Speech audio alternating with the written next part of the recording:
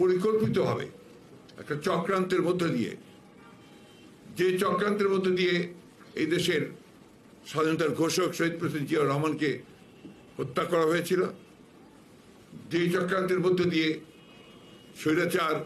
একটা নির্বাচিত সরকারকে উচ্ছেদ করে ক্ষমতা দখল করেছিল, যে চক্রান্তের মধ্য দিয়ে বাংলাদেশের